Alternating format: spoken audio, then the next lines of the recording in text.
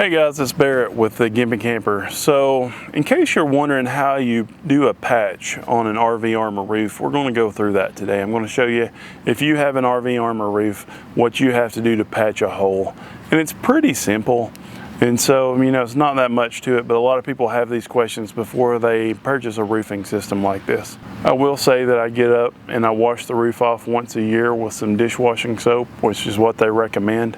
And I inspect it once a year.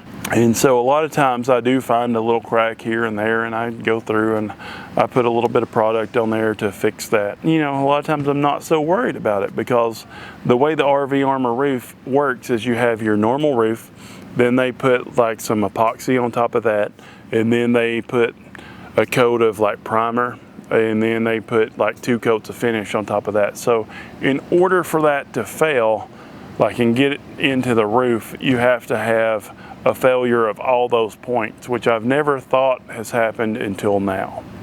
So the issue that I had this time after I washed the roof off is I saw a big rust stain, and I was trying to figure out where it came from, so I went over and looked at it, and I had a staple that actually popped through the TPO and through all of the RV Armor layers. And so it's a staple that's just kind of sitting on top of the roof.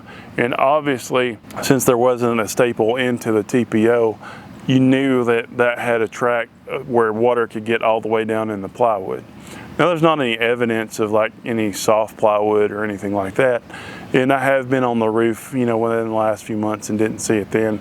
So I'm pretty sure that this was a pretty recent thing. The other things that I saw during the inspections, I saw, you know, right where the roof goes over the edge and down to the turn bar, a couple of areas I had cracked there, which has also happened before.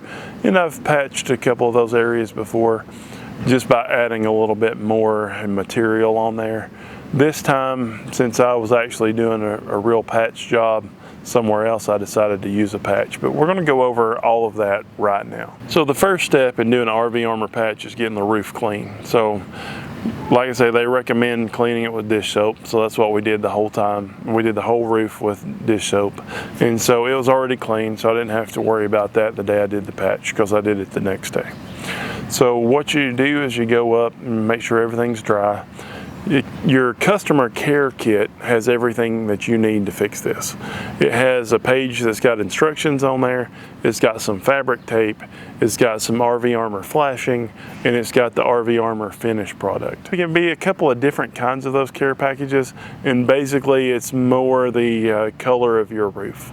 So they should give you one when you purchase the RV, so you always have a way to patch a hole if you need to. And obviously, if it's a real big hole, you're going to have to call them, call the insurance company if it's something that's covered by insurance. But give them a call and they'll work out sending somebody up to fix your roof for you. On these little holes, you can just patch them yourself, and it's kind of a very, very similar process when you're wanting to add new things. I add an antenna mount, and I have a video about that, and I'll put that up here if you're curious if you can add like solar panels or something like that after you have an RV Armor roof. The biggest thing that you can't add is like anything that you have to get into the material for. Recently I put a MaxxAir vent cover on a fan. I would rather have the MaxxAir Deluxe like I have in the other two, but in order to do that, or just to change out the fan in general, normally you have to get into that. So I ended up using a different kind of fan that just mounted from the inside, because you got to go around the flange of that vent lid, and you got to take up all that sealant, you got to pull that up.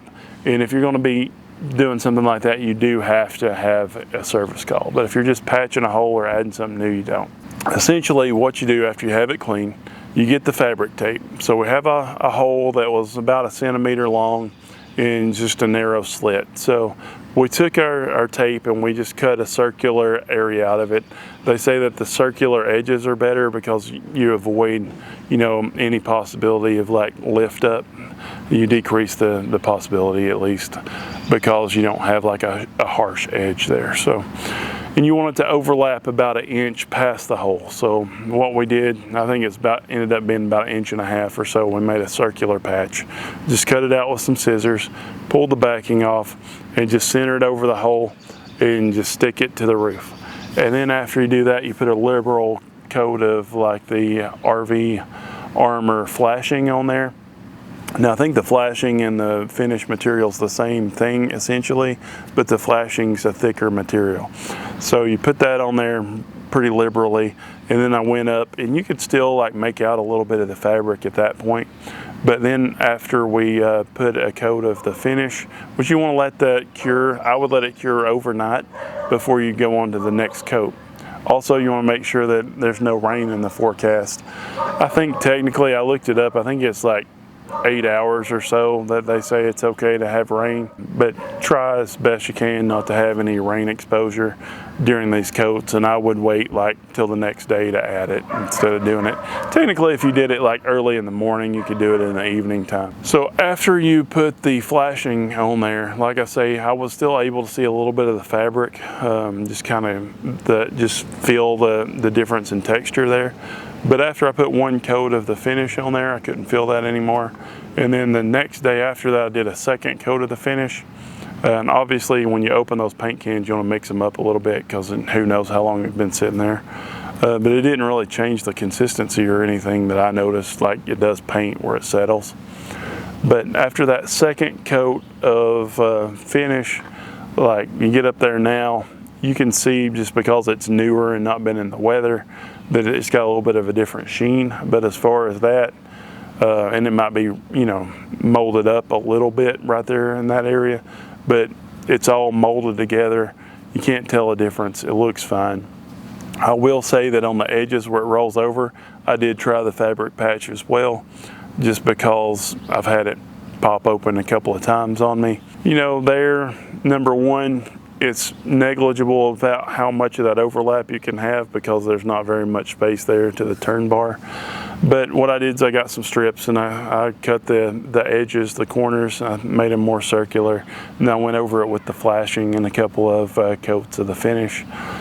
The very bottom, just because that's on a vertical surface, I think you can still kind of feel that fabric a little bit, but I think that it's good and watertight. I don't think it's going to have any issues, but I'm going to keep an eye on it for now. Yeah, that's all there is to doing these patches. It's pretty simple. You have everything that you need. If you've bought an RV Armor roof, they give you the kit. Just keep it in the camper.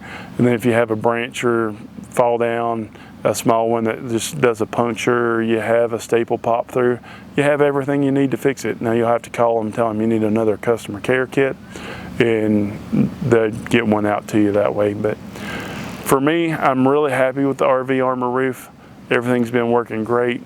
You know, like I said before, you have some issues sometimes. I don't think that it's 100% like carefree, and I don't have to look at it or anything like that. But it is a lot less maintenance than you would have with just a TPO roof. So all in all, I'm happy that I did it. Thanks guys for watching this video and hearing my opinions on this, and you know, just learning how we do these patches. And be sure to follow us, and thanks for being part of our family. But be sure to turn in next week for next week's video as well. Do not forget to hit that subscribe button.